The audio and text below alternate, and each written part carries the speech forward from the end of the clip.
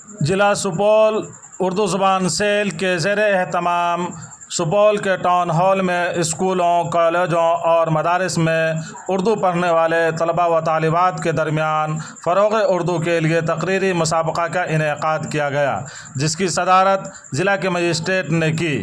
اس موقع سے اردو زبان سیل کے انچارج جناب انوراگ صاحب نے اردو کی اہمیت و افادیت پر گفتگو کرتے ہوئے فرمایا کہ اردو زبان کی اہمیت اور خوبصورتی سے کوئی انکار نہیں کر سکتا۔ موقع پہ حضرت مولانا نعمت اللہ صاحب قاسمی نے فرمایا کہ اردو پڑھنے والے بچوں کا حوصلہ بلند ہونا چاہیے اور انہیں فخر ہونا چاہیے کہ ہم 3 زبان جانتے ہیں، اور اگر وہ محنت جاری رکھیں گے تو انہیں ہر میدان میں کامیابی ملے گی۔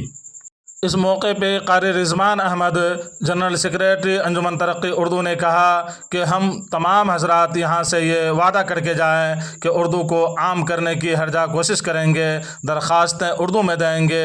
حکومت ہر جگہ اردو مترجم کو بحال کر چکی ہے تاکہ اردو کو عام کیا جائے۔ مسابقتی انعاماتی پروگرام میں شریک ہونے والے بچوں کو انعامات سے نوازا گیا۔ دیکھیے کیا کچھ کہتے ہیں انوراگ صاحب۔ آج اس کارکرم میں اپستھت ہوئے آپ سبھی کا دل سے آبھار۔ اس سے پہلے کہ آپ سبھی کو آج کے اس کارکرم کی روپ ریکھا سے اوگت کراؤں، میں بتانا چاہوں گا کہ اس پرتیوگتا کے ملیانکن کے لیے 5 سدسیہ پینل تیار کیا گیا ہے، جوری پینل تیار کیا گیا ہے جو آپ کے پرفارمنس کا ملیانکن کریں گے۔